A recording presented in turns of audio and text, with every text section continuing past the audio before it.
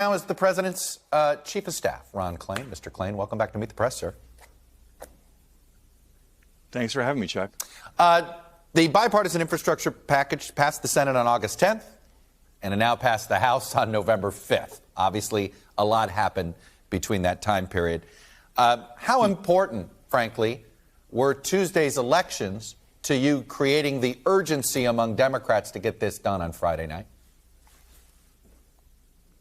Well, look, I do think the voters sent a message on Tuesday. They wanted to see more action in Washington. They wanted to see things move more quickly. And 3 days later, Congress responded, passing the president's infrastructure bill. But a lot of work went into getting us there over the past few months. So I don't think the election alone put it over the line. What put it over the line was President Biden, starting back in April, putting it before the country, working with Democrats and Republicans in the Senate to get it through the Senate in August, working with a broad coalition in the House to finally pass it. You know, Chuck, this is the oldest show on television, as you know. As long as this show's been on the air, people have come on the show and said we should make a massive investment in infrastructure to grow the economy, to strengthen the thing. We finally did it on Friday. That's the bottom line for us, I think. I have to say this, Ron.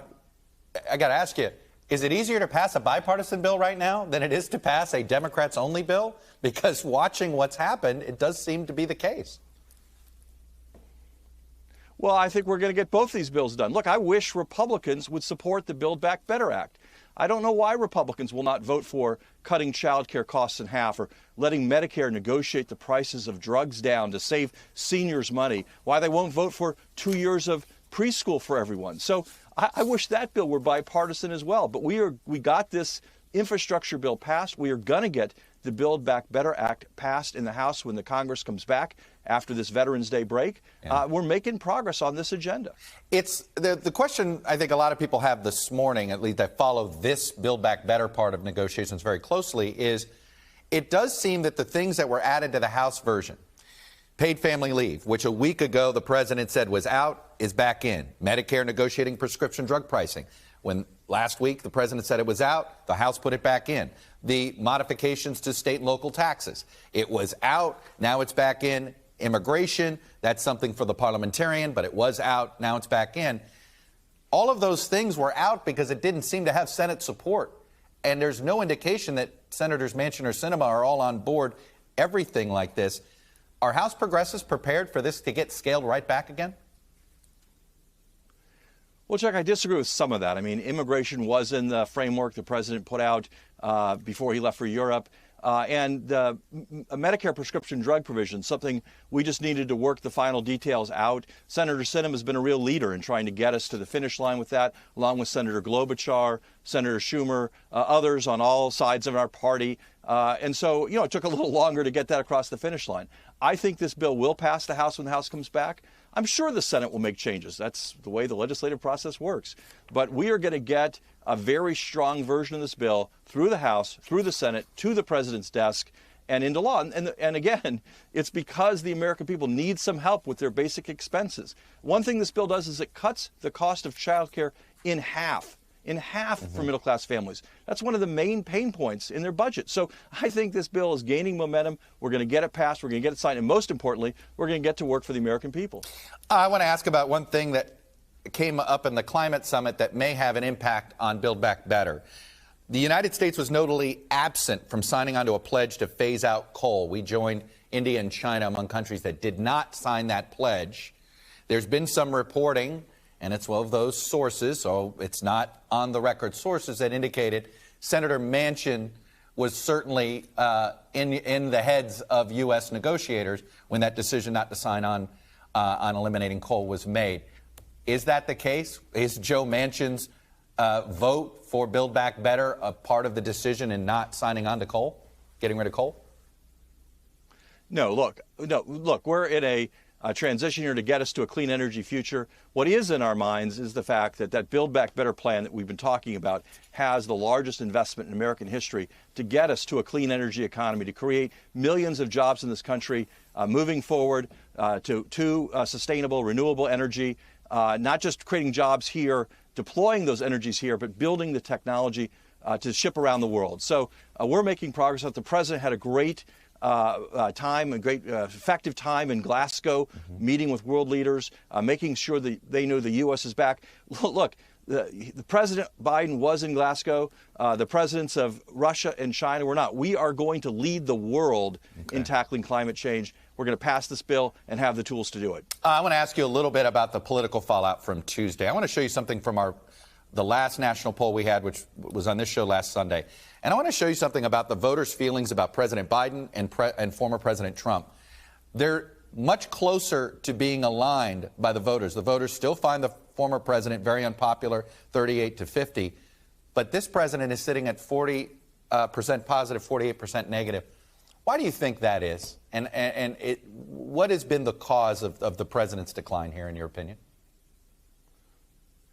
In my opinion, it's been a rough and tough year, and we knew it would be. President Biden has said this all the time. We're in a year-long effort to dig out of the holes we were left. We inherited a dead economy, 50,000 jobs a month. We're now finally back to 500,000 jobs a month.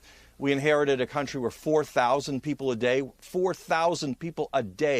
dying from COVID. That's now down 75%. So I understand that voters are tired. Americans are tired of how long it's taken to get the economy moving, to get COVID under control. I feel the frustration personally myself. I think everyone does. And I think that frustration wears on people. But I think what the American people are going to see is we have put in place the strategies, the actions to turn that around. They are in a show me, don't tell me mode. I think we are going to show them in the weeks and months ahead that we have made this progress on COVID. We have made this progress on the economy. We are past now the infrastructure bill. We can start to get going on implementing that. I think that will pay off results. I want to ask you about another exit poll result that we saw in Virginia. It was about voters' perceptions of the two parties. And more people, 51%, thought the Democratic Party was too liberal than who thought the Republican Party was too conservative at 46%. Do you fear that there is a perception problem about the Democratic Party among independent voters and perhaps right-of-center voters, that the party looks like it's too progressive?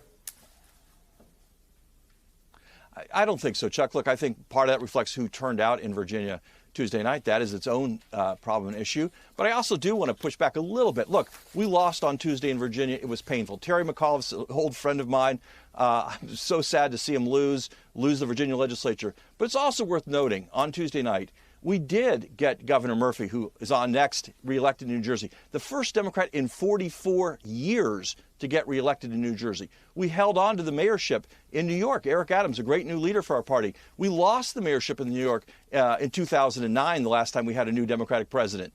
We had a lot of great, exciting Democrats elected around the country. The first woman, the first person of color elected mayor of Boston. We had Shontel Brown elected to the U.S. House in Ohio. So we definitely suffered some losses on Tuesday, no question about it. We have to learn from that. We have to do better from that. But I also think we had some wins on Tuesday. We can take some pride in that, too. I want to ask you before I let you go about the court ruling yesterday on the vaccine, on the vaccine protocols that OSHA is putting out, sort of the soft mandate. I don't want to call it a hard mandate because of the testing option. There's a freeze. What does that mean for the federal government's efforts? I mean, do you stop preparing for January 4th in the moment? How does this work?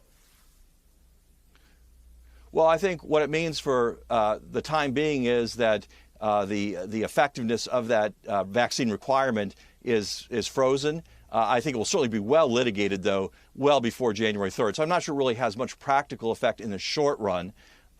Look, these vaccine requirements have been litigated up and down the courts all over the country. State requirements, for example, one in Maine. And every single court before this one ruled that they were valid. The Supreme Court has turned back several times already various efforts to enjoin other vaccine requirements.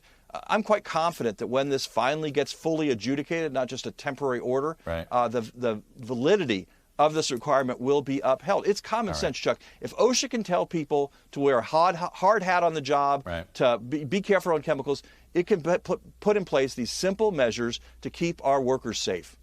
We will find out if the courts agree. Ron Klain, Chief of Staff for President Biden, appreciate you coming on, sharing the administration's perspective. Thanks, Chuck. Thanks for having me. Thanks for watching our YouTube channel. Follow today's top stories and breaking news by downloading the NBC News app.